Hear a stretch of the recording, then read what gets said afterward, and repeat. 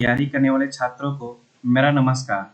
साथियों, आज हम लोग बेसिक इलेक्ट्रिकल इंजीनियरिंग का लेक्चर नंबर 7वां पढ़ने वाले हैं, जिसमें basic concept of electrical engineering ये कंटिन्यू करेंगे। इससे पहले हम लोग लेक्चर नंबर 6 तक कंप्लीट कर चुके हैं और यहाँ पर किस लेक्चर में कौन सा टॉपिक पढ़े हैं वो हमने दे दिया है। और आज हम लोग पढ़ेंगे लेक्चर 7, जिसमें टेम्परेचर कोफिशिएंट पर न्यूमेरिकल करने वाले हैं। तो ये लेक्चर पढ़ने से पहले आप लोगों को effect of temperature on resistance ये वाला लेक्चर पक्का पढ़ लेना है। तो आइए स्टार्ट करते हैं आज का लेक्चर। आज का लेक्चर स्टार्ट करने से पहले कुछ टॉपिक छूट गए हैं, वो कंप्लीट कर लेते हैं। यहाँ पर हम देखने वाले हैं temperature coefficient of real meaning, यानी real meaning of temperature coefficient. अब दोस्तों, अगर टेम्परेचर कोफिशिएंट किसी चीज़ का दिया है, किसी मटेरियल का दिया है, तो उससे आप क्या समझते हैं, यहाँ पर मैं ये बताने वाला हूँ कि temperature coefficient of any material tells us, बताता है how easily we can change its resistance on varying temperature. यानी कि अगर टेम्परेचर कोफिशिएंट दिया है तो उससे हम ये पता करने वाले हैं कि आसानी से चेंज होता है टेम्परेचर के बढ़ाने से रेजिस्टेंस या कठिनता से। तो कैसे, अगर अल्फा ज़्यादा दिया है साथियों, अल्फा ज़्यादा दिया है तो यानी कि we can change easily resistance on varying temperature, तो इजीली चेंज कर सकते हैं। और ये इजीली किसका चेंज कर सकते हैं, जैसे मेटल का। ठीक, यानी कि मेटल का अगर टेम्परेचर बढ़ाते हैं तो आसानी से उसका रेजिस्टेंस ज़्यादा बढ़ेगा। ठीक, यहाँ पर लिख देते हैं कि ताप बढ़ने से प्रतिरोध ज़्यादा बढ़ेगा। ताप बढ़ने से प्रतिरोध ज़्यादा बढ़ेगा, ये आप लोग अपने लैंग्वेज में लिख लीजिएगा अपने नोट में। ठीक, अब अल्फ़ा कम की बात करते हैं। अगर अल्फ़ा कम दिया हो तो अल्फ़ा कम दो टाइप से दे सकता है। एक लगभग 0 के बराबर, यानी पॉजिटिव ही होगा, लगभग 0 के बराबर, और एक क्या होगा, निगेटिव में होगा। तो जो लगभग 0 होता है और पॉजिटिव होता है, यानी कि पॉजिटिव भी रहे और उसका वैल्यू कम रहे, तो उसकी बात करते हैं तो ऐसा क्या होता है, Li। अब यहाँ पर अल्फा ज़्यादा, यानी कि यहाँ पर अल्फा पॉजिटिव की ही बात कर रहे हैं, इसका मतलब अल्फा पॉजिटिव की बात कर रहे हैं। यहाँ भी अल्फा पॉजिटिव है, लेकिन वो क्या है, लगभग 0 है, तो Li। अब Li में क्या होता है साथियों, टेम्परेचर आप बढ़ाएंगे, टेम्परेचर आप बढ़ाएंगे लेकिन रेजिस्टेंस इंक्रीज तो होगा, लेकिन बहुत थोड़ा सा इंक्रीज होगा, बहुत थोड़ा सा। यहाँ पर समझ जाइए, ये बहुत थोड़ा सा इंक्रीज होगा। ठीक, इसी वजह से हम लोग क्या करते हैं, Li का एग्जाम्पल हम लोग लेते हैं, जैसे नाइक्रोम हो गया। अब नाइक्रोम का यूज कहाँ करते हैं, हीटिंग मटेरियल में करते हैं। वहाँ पर क्या होता है कि हीटिंग मटेरियल जैसे हीटर में यूज किया जाता है, तो हीटर हीट तो दे ही रहा है, यानी इंक्रीज हो रहा है। अब हीट अगर इंक्रीज होगा तो यानी कि रेजिस्टेंस भी इंक्रीज होता है। तो अगर रेजिस्टेंस इंक्रीज हो जाएगा तो ऐसे क्या होगा, रेजिस्टेंस जितना ज़्यादा इंक्रीज होगा उतना ज़्यादा हीट पैदा होगा। अब ज़्यादा हीट पैदा होगा तो एक समय वो आएगा, जल जाएगा। तो क्या काम करते हैं कि ऐसे मटेरियल का हीटर वाला एलिमेंट बनाते हैं जिसका अगर टेम्परेचर बढ़े तो रेजिस्टेंस इंक्रीज ना हो। इस वजह से वहाँ पर नाइक्रोम का यूज करते हैं। क्यों इंक्रीज नहीं होता, क्योंकि उसका टेम्परेचर कोफिशिएंट लगभग 0 होता है, पॉजिटिव में होता है। जिसका मतलब ये होता है कि टेम्परेचर आप बढ़ा लीजिए लेकिन रेजिस्टेंस बहुत ही कम वेरी करेगा। ऐसे ही जो स्टार्टर होता है, ऐसे स्टार्टर होता है, वो किसका बनता है, वो भी कंस्टेंटन का बनता है, या कंस्टेंटन या यूरेका ले लीजिए, या जनरली ज़्यादातर बनता है उसका मैग्नीन का बनता है, मैग्नीन का। तो ये सब चीज़ें कहाँ यूज होती है, स्टार्टर में क्या यूज होती है, मैग्नीन यूज होती है। वहाँ पर भी वही प्रोसेस होता है कि करंट अगर ज़्यादा फ्लो हो और करंट की वजह से हीट ज़्यादा उसमें उत्पन्न हो तो उसका रेजिस्टेंस ज़्यादा चेंज ना हो जाए, जिसकी वजह से ये सारी चीज़ें Li की बनाई जाती हैं। अब नेगेटिव में किसका होता है साथियों, जैसे इंसुलेटर हो गया और Li हो गया, सॉरी Li तो पॉजिटिव होता है, इंसुलेटर हो गया, इलेक्ट्रोलाइट हो गया। ठीक, और इंसुलेटर हो गया, इंसुलेटर तो यहाँ लिख दिया, यानी सेमी कंडक्टर यहाँ लिख देते हैं, सेमी कंडक्टर हो गया, साथ में नॉन मेटल हो गया। तो इन सब का क्या होता है, टेम्परेचर कोफिशिएंट नेगेटिव होता है, जिससे मतलब ये समझ लीजिए कि भाई इनका रेजिस्टेंस इंक्रीज तो होता नहीं है। नेगेटिव का मतलब टेम्परेचर अगर बढ़ाएंगे तो रेजिस्टेंस डिक्रीज होगा। तो अब फार्मूले के हिसाब से टेम्परेचर कोफिशिएंट का मतलब समझते हैं।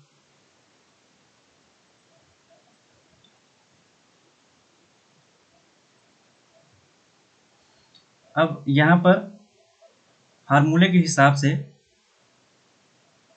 अगर यहाँ समझते हैं टेम्परेचर कोफिशिएंट का मतलब, तो हमने आपको टेम्परेचर कोफिशिएंट बताया था क्या होता है।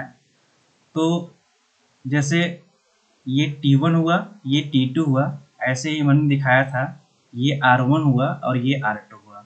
अब टेम्परेचर कोफिशिएंट का फार्मूला कैसे लिखते हैं, slope by resistance at that temperature, resistance at that temperature. अब स्लोप में देख लीजिए, सपोज दैट मान लीजिए अल्फा T1 निकाल रहे हैं, अल्फा T1 निकाल रहे हैं, तो यहाँ क्या होगा, स्लोप क्या हो जाएगा, आपको लास्ट लेक्चर पक्का देखना है।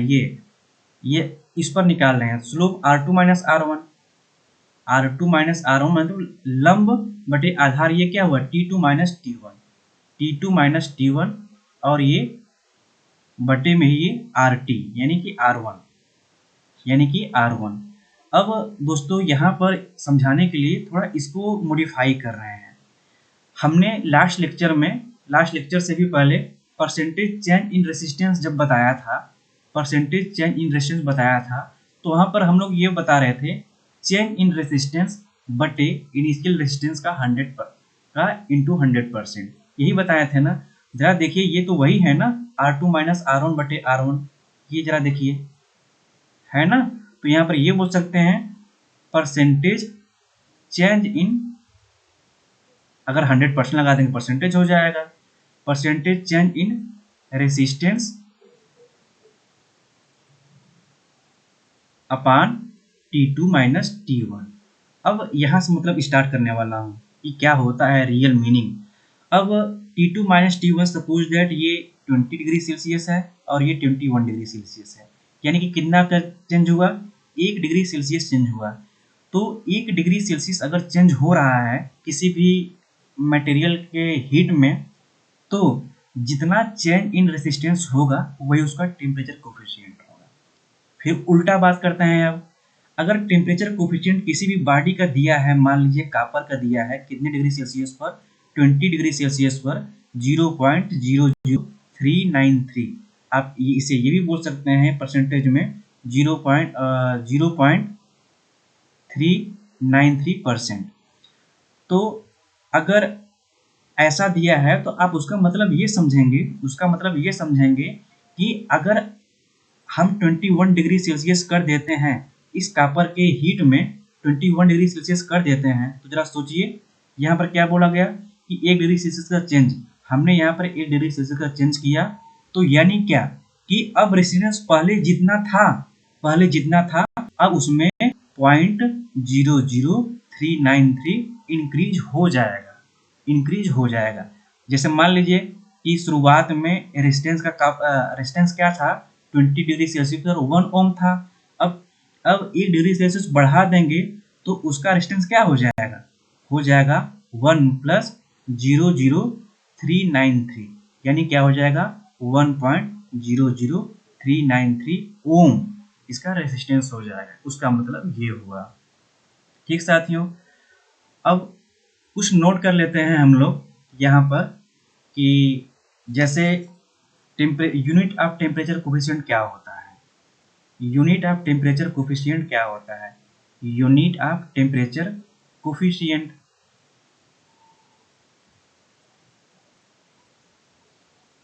अब ये फार्मूला तो आप जान ही गए हैं, अल्फा बराबर क्या होता है, चेंज इन अब R2 minus R1 by R1 ऐसे T2 माइनस T1।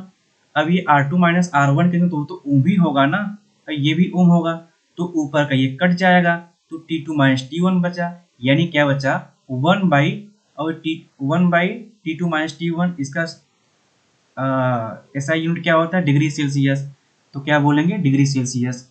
अब इसे और लिख सकते हैं, क्या लिख सकते हैं, पर डिग्री सेल्सियस, पर डिग्री सेल्सियस। अब इसी को पर डिग्री सेल्सियस को ही दूसरे तरीके से लिख सकते हैं, ये पर हुआ और ये डिग्री हुआ और ये सेल्सियस हुआ। ठीक, अब इसमें दूसरा आप लोग अपने नोट में शामिल कर लीजिए। आप लोग देख ही लिए टेम्परेचर कोफिशिएंट यानी कि अल्फा अगर पॉजिटिव होगा तो यहाँ सामने मैं बताया भी आप लोगों को, तो क्या हो सकता है, एलॉय हो सकता है, मेटल हो सकता है। और अगर अल्फा नेगेटिव होगा तो क्या क्या हो सकता है, ये सेमीकंडक्टर हो सकता है, नॉन मेटल हो सकता है, इलेक्ट्रोलाइट हो सकता है, और साथ में इंसुलेटर को भी नोट कर लीजिए, इंसुलेटर भी हो सकता है। ठीक, अब यहाँ पर कुछ इम्पॉर्टेंट मटेरियल के टेम्परेचर कोफिशिएंट जान लेते हैं, तो ये भी आप नोट कर लीजिएगा अपने नोट में, क्योंकि ये एग्जाम में आते रहते हैं। जब टेम्परेचर कोफिशिएंट की बात करते हैं, लाइन खींच लेते हैं यहाँ पर, तो ऐसे बेटर होगा।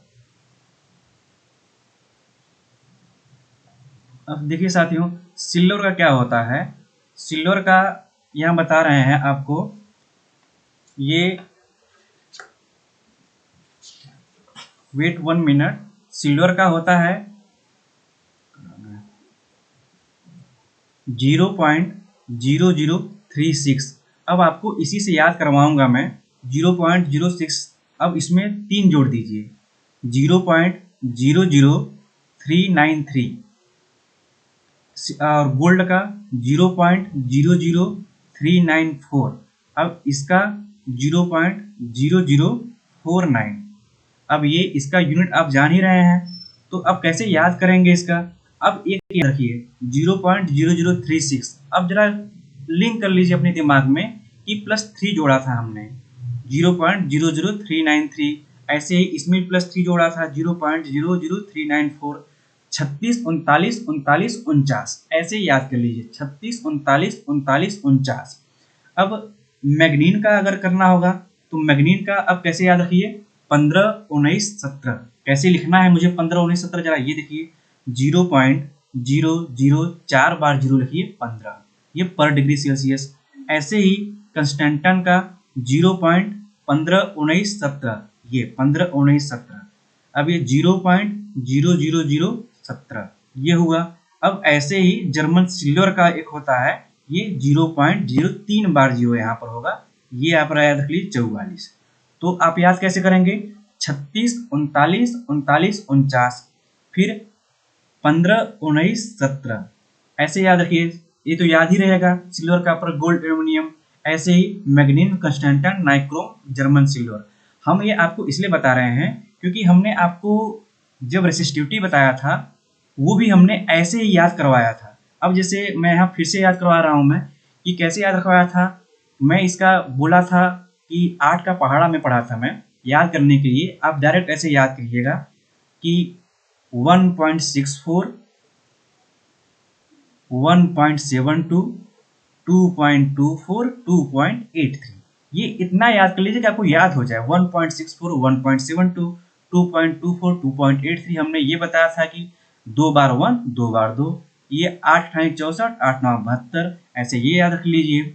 अब इसमें क्या बताया था, इसमें याद रखा था 47 49 109, ऐसे मैं आपको याद दिलाया था 47 49 109, और ये 10⁻⁻8 ओम मीटर में होगा, ये भी 10⁻⁸ ओम मीटर में भी होगा। अब जरा ध्यान दीजिए, ये जो टेम्परेचर कोफिशिएंट है और ये जो ये रेसिस्टिविटी है, ये दोनों के दोनों 20 डिग्री सेल्सियस पर है, क्योंकि हमने आपको बताया था कि रेसिस्टिविटी भी और टेम्परेचर कोफिशिएंट भी टेम्परेचर पर डिपेंड करता है।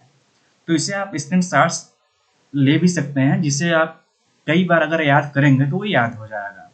ठीक है साथियों, अब नेक्स्ट चलते हैं। अब न्यूमेरिकल्स की पारी आती है। अब न्यूमेरिकल्स की पारी से पहले हम लोग जो लेक्चर 6 में पढ़े थे उसको रिवाइज कर लेते हैं, जिससे कि आप लोग अच्छे से समझ सकें।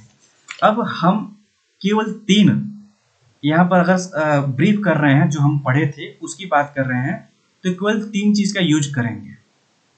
पहला, ध्यान से देखिएगा साथियों, ये हमने रेसिस्टेंस और टेम्परेचर का ग्राफ बनाया temperature in degree Celsius R in ओम।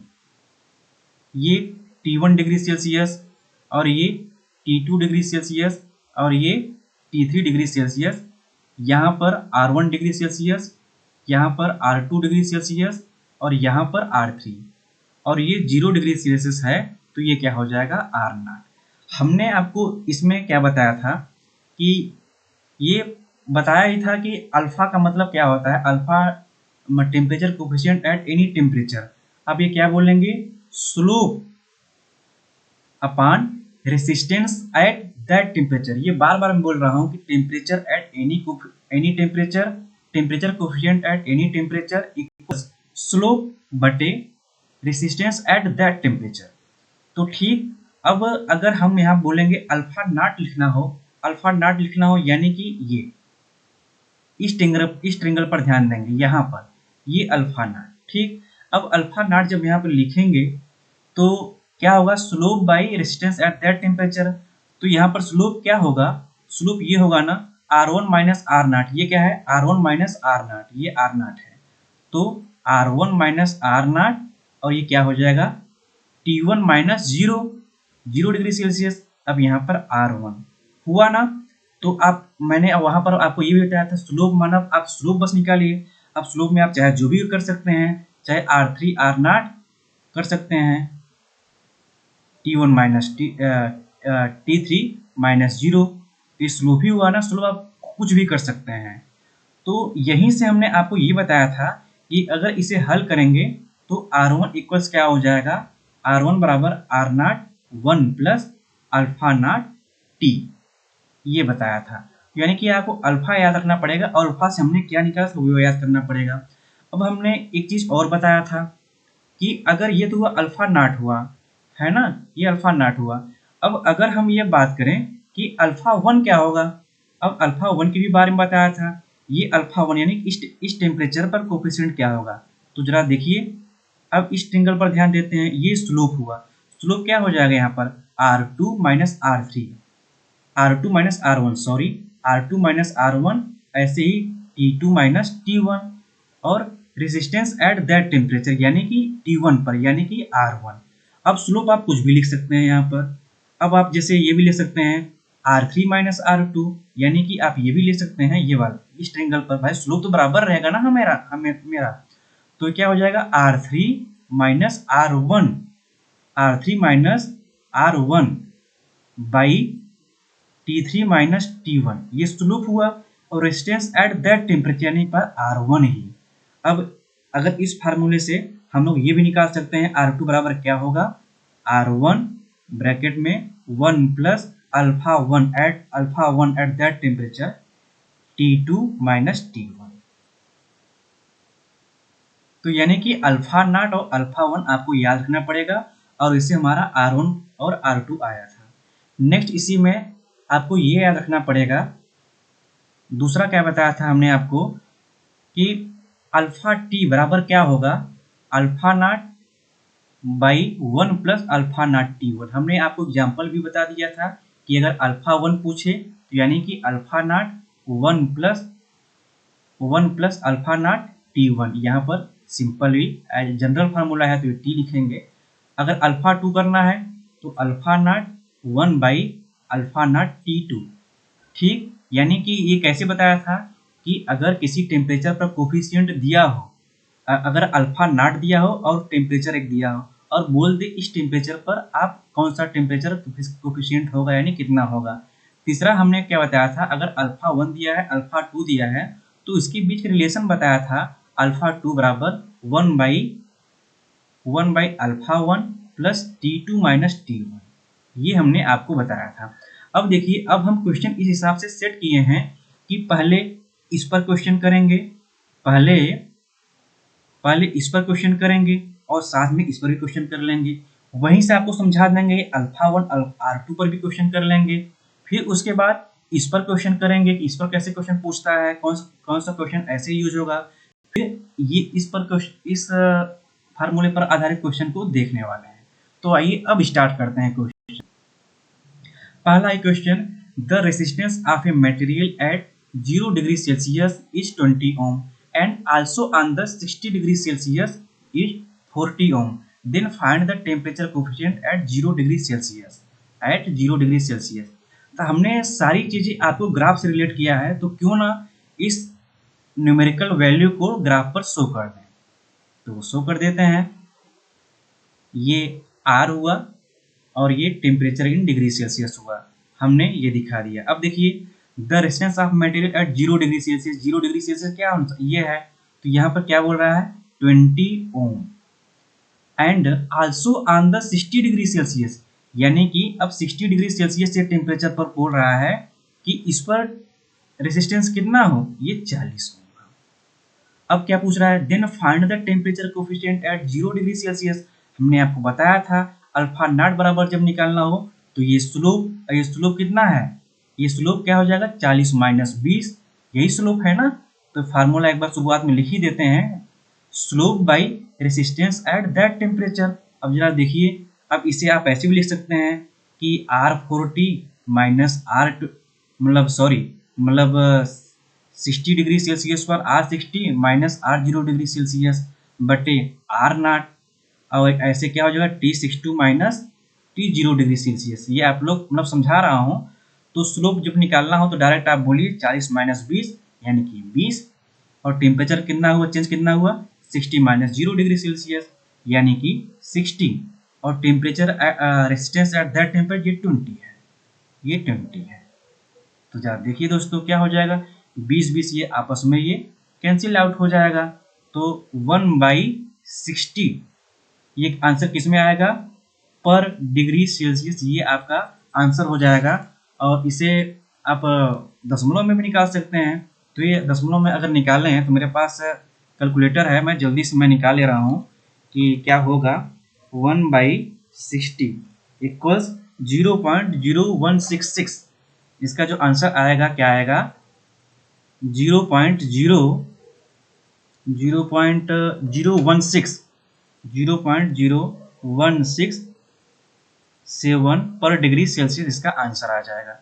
अब नेक्स्ट की बात करते हैं। आप इसे साथियों ऐसे भी लोग निकाल सकते हैं कि जो जिसे आपने देखा हमने पहले इस पर लगाया। अब आप यहीं से तो ये फार्मूला आया R1 बराबर R not 1 plus alpha not T not.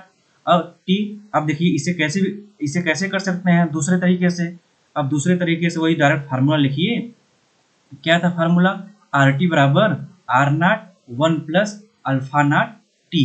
अब ये RT यानी कि यहाँ पर ये 60 डिग्री सेल्सियस की बात हो रही है, ये क्या है, ये 40 ओम है, बराबर R नॉट पर क्या है 20 ओम है। ठीक, अब 1 प्लस, अब अल्फा नॉट, ये अल्फा नॉट ही तो पूछ रहा है मुझसे, और T यानी कि 60 डिग्री सेल्सियस। अब जब आप ये कर देंगे तो यहाँ से अल्फा नॉट की वैल्यू निकाल लेंगे, तब भी 0.0167 पर डिग्री सेल्सियस ही आएगा। तो आप इससे ग्राफ से समझे हैं तो ग्राफ से कर लीजिए, अगर इससे करना है तो इससे कर लीजिए, पर मेरे अकॉर्डिंग ये ज़्यादा अच्छा बेटर रहेगा। अब सेकंड क्वेश्चन की बात करते हैं। एट 20 डिग्री सेल्सियस, डायरेक्ट हम लोग ग्राफ पहले खींच लेते हैं, उसके हिसाब से वहां पर नोट डाउन करते चले जाएंगे, ठीक ना। ये हुआ at 20 degree Celsius aluminium wire has a resistance of 30 ohm. दिखा देते हैं कि मान लीजिए कि ये 20 डिग्री सेल्सियस है तो वहां पर रेजिस्टेंस क्या है 30 ओम है। ठीक, the temperature coefficient of resistance is, यानी कि इसी टेम्परेचर पर दे रहा है। टेम्परेचर कोफिशिएंट आप यहाँ पर लिख देते हैं अल्फा 20 बराबर क्या होगा 0.00305 पर डिग्री सेल्सियस। अब आगे क्या बोल रहा है, what is the approximate resistance of the wire eight 30 degree Celsius. यानी कि अब ये क्या पूछ रहा है, अब ये पूछ रहा है 30 डिग्री सेल्सियस पर रेसिस्टेंस क्या होगा, ये पूछ रहा है। अब ध्यान दीजिए दोस्तों, हमने ये सेम कहाँ बताया है, अब इस पर आ गए हम लोग, ये अल्फा 1, ये R2 minus R1 by R1 T2 minus T1 का यूज करने वाले हैं, ठीक ना। अब जरा इस पर गौर करते हैं। तो अगर हम लोग ये बात करते हैं, जरा शुरुआत करते हैं, अगर हम लोग ये बात करते हैं, चलो ठीक है, अब रेसिस्टेंस की बात किया जा रहा है, अगर हम लोग यहाँ पर अल्फा 30 निकालें अल्फा 20 नहीं आ तो जा रहा है, अल्फा 20 बराबर क्या होगा, ये स्लोप बाई, नहीं ये सही है, डायरेक्ट आंसर आ जाएगा, मतलब उसी का यूज कर रहे हैं जो आपको दिखाया है, यानी कि तीसरा फार्मूला, ये तीसरा फार्मूला यानी कि ये भाई ये वाला, इसी का यूज करने जा रहे हैं। अल्फा 20, अभी अल्फा 20 तो दिया ही है ना, देखिए यहाँ पर, तो क्या स्लोप बाई, स्लोप निकालेंगे तो लंब बटे आधार, अब डायरेक्ट हम यूज कर रहे हैं। अब ये लंब क्या है, ये आर यहाँ पर है, ये आर की बात है, ये आंसर लंब क्या है, आर माइनस 30, आर माइनस 30 बटे में 30 माइनस 20, 30 माइनस 20, अल्फा 20 की वैल्यू यहाँ पर दिया है। अब हल करेंगे 0.00305 बाई आर माइनस 30, ये 10 डिग्री सेल्सियस। अब जब हल करेंगे इसे क्या हो जाएगा, 0.0305 प्लस 30 इक्वल्स आर।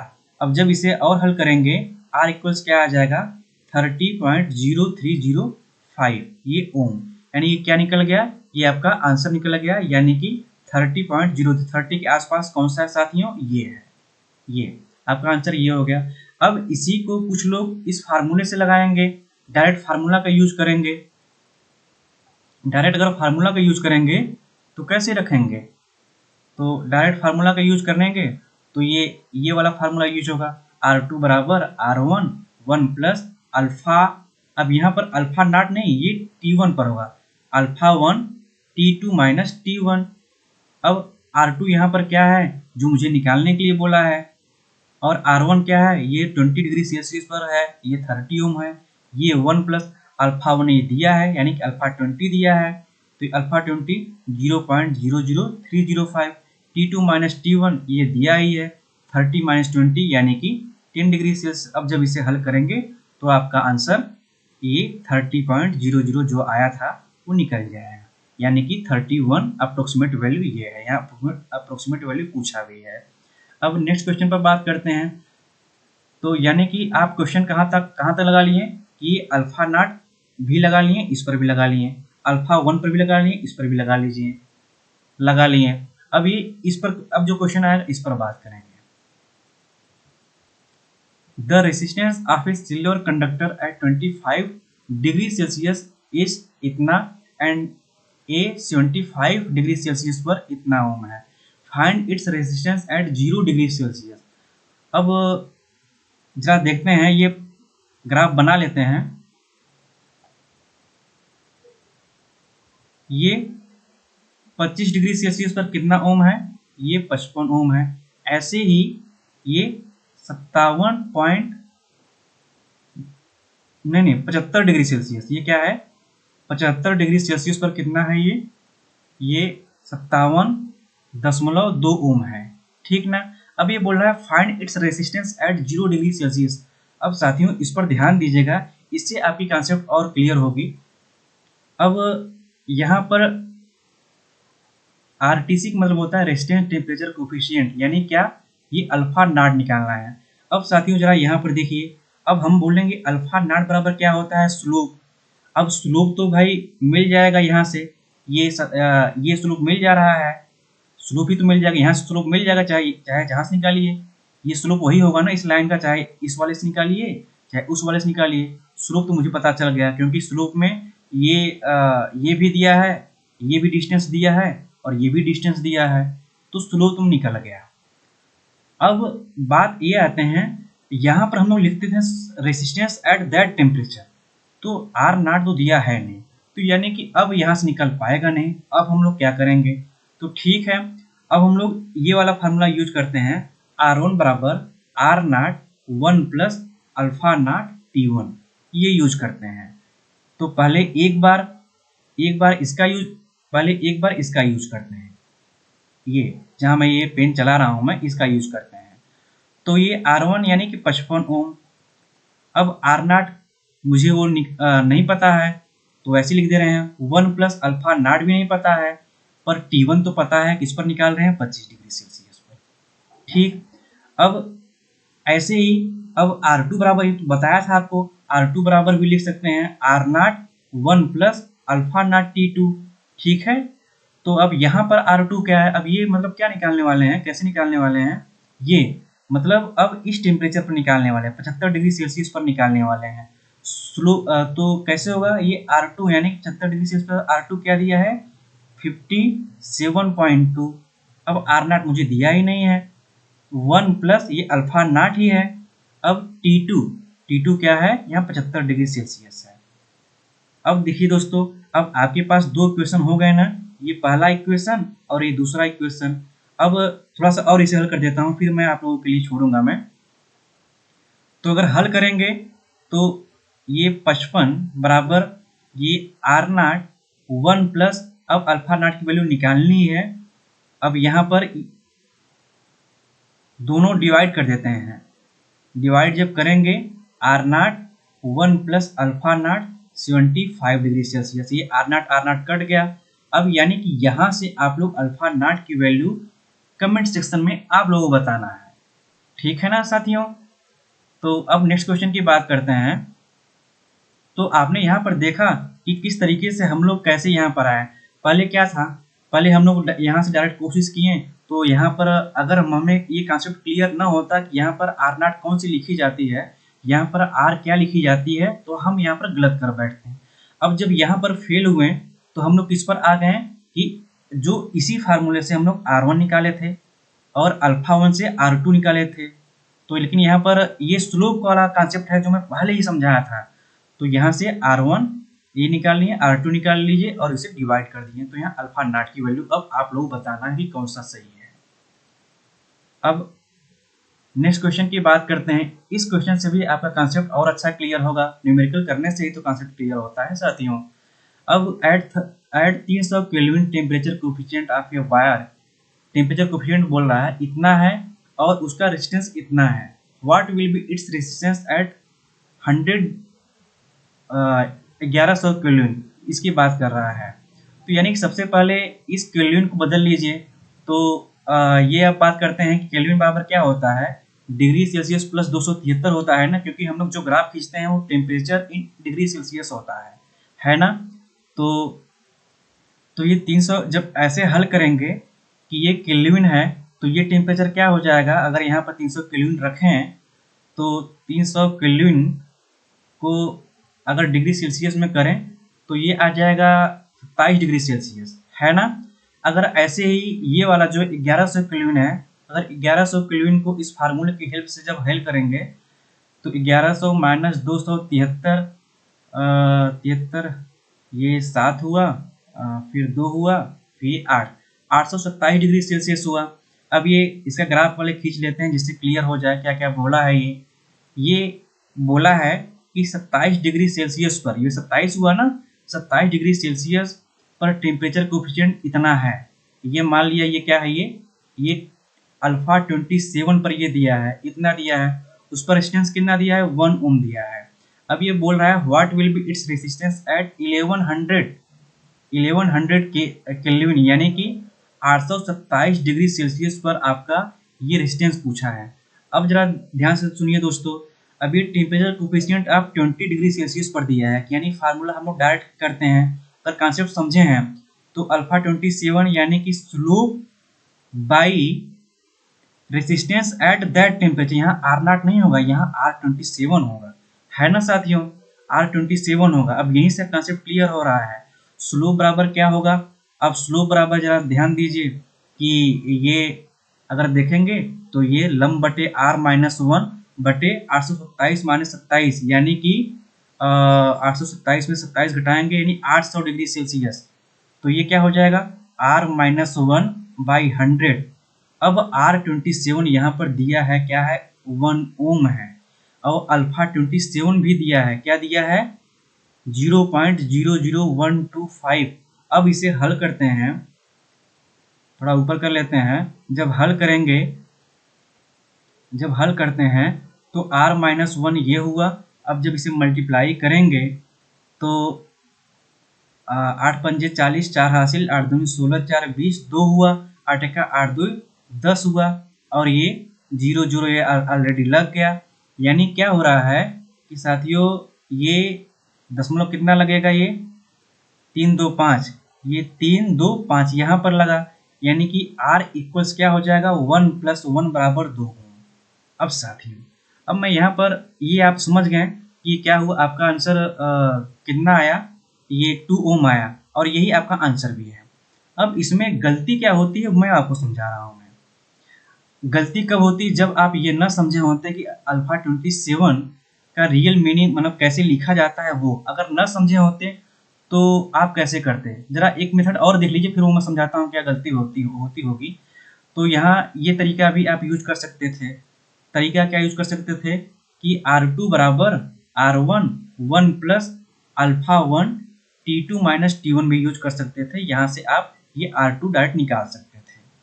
अब क्या होता है साथियों, इसमें गलती क्या होता है, इसमें गलती ये हो जाता है कि हमने आपको बताया था कि टेम्परेचर कोफिशिएंट ये टेम्परेचर पर डिपेंड करती है, लेकिन बहुत ही कम डिपेंड करती है। तो इससे क्या होता है, एक मिनट एक नया पेज ले लेते हैं। अब यहाँ पर हम लोग क्या करते हैं कि ऐसे करने लगते हैं, R1 बराबर R0 1 plus alpha not T1। तो और ऐसे ही R2 बराबर क्या करने लगते हैं, R0 1 plus alpha not T2 करने लगते हैं। कुछ किताबों में तो ऐसे ही हल भी किया गया है इन सब चीज़ों को। अब ये R1 हम लोग ले लेंगे 20 डिग्री से, R1 1 ले लेते हैं, R1 1 ले लेंगे और R0 भी दिया है 1 ओम दिया है। अब ऐसे ही 1 प्लस, अब यहाँ पर अल्फा नॉट हम लोग जो यहाँ पर अल्फा 27 डिग्री सेल्सियस दिया ये अल्फा 27 डिग्री सेल्सियस दिया है, यहाँ पर अल्फा नॉट के स्थान पर रख देते हैं।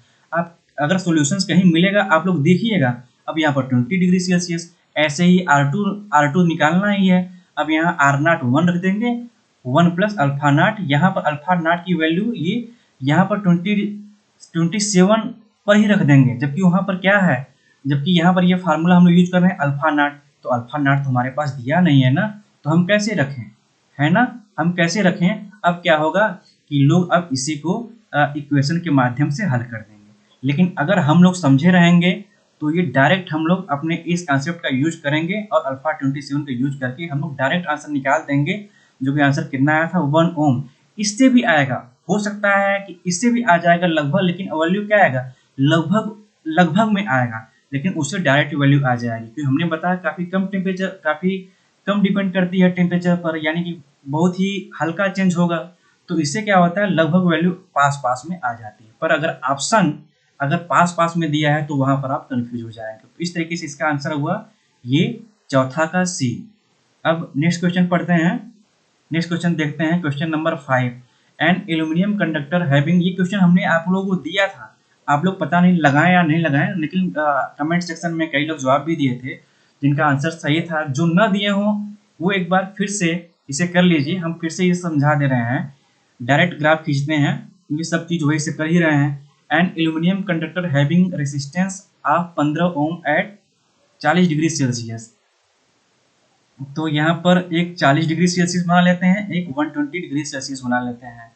अब क्या है कि ये 40 डिग्री सेल्सियस पर कितना है, 15 ओम है। ऐसे ही 120 डिग्री सेल्सियस पर कितना ओम है, नहीं दिया है, नहीं दिया है। अब क्या पूछ रहा है, if the RTC at 0 degree Celsius, यानी कि अल्फा नॉट दे दिया है। ये क्या दिया है, 0.0033 coulomb. Its RTC at 40 degree Celsius. अब जरा देखिए, मुझे तुरंत याद आ गया जो हमने पढ़ा था 3 चीजें। अब ये जो भी अभी तक न्यूमेरिकल लगाए सब इसका यूज किए। अब जरा ध्यान दें, अब इसका यूज करने वाले हैं अल्फा टी, यानी कि जरा देखिए फार्मूला डायरेक्ट हम लोग यहाँ पर लिखेंगे अल्फा टी, यानी कि 40 डिग्री सेल्सियस पर ये फार्मूला क्या था, alpha not 1 plus alpha not T1। अब जरा देखिए यहाँ पर जो इतना ढेर सारी वैल्यू दिया है वो बस फालतू दिया है आपको परेशान करने के लिए। ये अल्फा नॉट की वैल्यू दिया है, ये अल्फा नॉट की वैल्यू दिया है और पूछ लिया है इस पर टी पर। अब जरा देखिए यही तो बोला जा रहा है, अल्फा 40 पर निकालने के लिए बोल रहा है। अल्फा नॉट की वैल्यू दिया है 0.0033 बटे में 1 plus alpha not 0033 into T. आपका डायरेक्ट आंसर आ जाएगा। अब इसका आंसर आप लोग जवाब दीजिएगा। अब ये हल ही तो करना है, तो ठीक है ना। तो यानी कि अब दूसरे पर भी न्यूमेरिकल हो गया। अब तीसरा जो वहाँ न्यूमेरिकल लिखा था, मैं फार्मूला लिखा था, उस पर देख लेते हैं। The temperature coefficient of copper at 20 degree Celsius इतना दे रहा है, यानी कि टेम्परेचर दे रहा है और उस पर, यानी कि एक टेम्परेचर दे रहा है और उस पर टेम्परेचर कोफिशिएंट दे रहा है। अब ऐसे आगे क्या बोल रहा है, what is the temperature coefficient of copper, यानी कि अब ये पूछ रहा है, अब टी दे दिया 80 डिग्री सेल्सियस पर, ये 80 डिग्री सेल्सियस पर और ये 20 डिग्री सेल्सियस पर, ये दिया है, क्या ना दिया है, ये दिया है, ये वाला दिया है। यानी कि तीसरा फार्मूला क्या था, तीसरा फार्मूला ये था कि अल्फा 2, यानी अल्फा 2 हमें निकालना है और एक अल्फा पहले से दिया हो, ये alpha 1 plus T2 minus T1, इसी का यूज करते हैं। यहाँ पर अल्फा 2 क्या है, यहाँ पर अल्फा 2 यानी कि अल्फा 80 पर पूछ रहा है, ये 1 हुआ। अब 1 बटे अल्फा 1 क्या है, अब अल्फा 1 यानी अल्फा 20 की बात कर रहा है, ये अल्फा 20 की बात कर रहा है। अल्फा 20 क्या है, ये 0.00393 प्लस T2 माइनस T1। अब T2 माइनस T1 क्या है, 80 माइनस 20, 80 माइनस 20 क्या हो जाएगा, ये 60 हो जाएगा। अब आप लोग इसका भी हल करके बताइएगा कि हाँ इसका आंसर क्या है, क्वेश्चन नंबर 6 का। तो साथियों, आप सभी लोग अगर समझ में आया हो अच्छे तरीके से तो कमेंट सेक्शन में सारे क्वेश्चन जो भी आप देखेंगे 1 का भी आंसर आप लोग लिखिएगा। वैसे इसका आंसर तो ये पता है, हो ही गया है, फिर भी आप लोग कमेंट करिएगा जिससे मुझे पता चले कि हाँ आप लोग कर रहे हैं। दूसरे का भी हो ही गया है तो वो भी कमेंट कर दीजिएगा।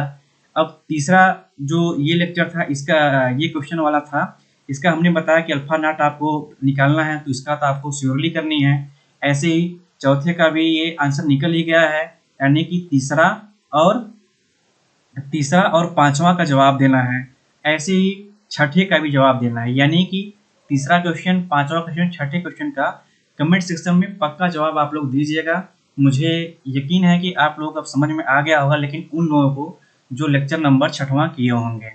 साथियों, अब मैं क्या काम करूंगा कि कुछ लोगों को, जैसे जो एग्जाम का शुरुआत, जो एग्जाम की प्रिपरेशन कर रहे हैं, यानी कि जो सेकेंड ईयर में है या थर्ड ईयर में है, तो वो लोग ये सोच रहे हैं कि सर जो भी किताबें हैं, जैसे जेबी गुप्ता हुआ, यूथ हुआ, और कई किताबें हैं वीके मेहता, उसमें से कौन कौन से क्वेश्चन लगाएं। क्योंकि यूथ का अगर देखते हैं तो वो एई का भी दिया रहता है, जेई का भी दिया रहता है, कौन कौन से क्वेश्चन लगाएं। तो उसके लिए हमने ये सोचा है कि ये क्वेश्चन तो हम आप लोगों को करवा ही दे रहे हैं कि कैसा क्वेश्चन आता है। अब क्या करने वाले हैं कि हम, ये व्हाट्सएप मेरा नंबर है और ये टेलीग्राम नंबर है। अब क्या करेंगे, या तो व्हाट्सएप पर या तो टेलीग्राम पर ये जो भी क्वेश्चन जो आप लोगों के लेवल का है, जैसे जो सेकेंड ईयर में है, थर्ड ईयर में है और सारे कॉन्सेप्ट पढ़े नहीं हैं, तो उन्हें लगता है कौन कौन सा क्वेश्चन लगा है, तो हम क्या काम करेंगे, उसका कॉपी करके या फोटो क्लिक करके ये व्हाट्सएप ग्रुप पर या टेलीग्राम पर आपको सेंड कर दिया करेंगे। और उसी में जो किसी भी बुक से होगा वैसे क्वेश्चन हम सेंड करते रहेंगे, जिससे कि आप लोग जैसे आज का वीडियो पढ़ें तो आज की वीडियो से रिलेटेड जो भी क्वेश्चन होंगे आपको सेंड कर देंगे। ऐसे क्या होगा, आप लोग इतना समझ पाएंगे कि हाँ हमारे लेवल का यूथ में कौन सा क्वेश्चन दिया है, या जेबी गुप्ता में कौन सा क्वेश्चन दिया है, या वीके मेहता वाले क्वेश्चन में क्या दिया है। तो ठीक है साथियों, आप लोग अगर इससे ज्वाइन न हो तो आप लोग इस पर मुझे मैसेज कीजिएगा, मैं आप लोग को जो भी ग्रुप है व्हाट्सएप ग्रुप उसमें मैं जोड़ दूंगा और टेलीग्राम में भी मैं जोड़ दूंगा मैं। तो साथियों, आप लोग क्लास कैसा लगा कमेंट सेक्शन में पक्का बताइएगा, और आप लोग को ये काम पक्का करना है, लाइक शेयर एंड सब्सक्राइब। ठीक है साथियों, अब हम मिलते हैं आपसे नेक्स्ट क्लास में। यहाँ पर बैकग्राउंड काफ़ी ख़राब है इसलिए मैं इसे हटा दे रहा हूँ मैं। अब आप लोग देख ही गए हैं तो देख लीजिए। अब अच्छा ठीक है, फिर मिलते हैं नेक्स्ट क्लास में, और कमेंट पक्का कीजिएगा, खास करके जो क्वेश्चन हमने दिया तीसरा, पांचवा, छठवां का। और नेक्स्ट क्लास स्टार्ट होगी ओम्स लॉ। नमस्कार साथियों।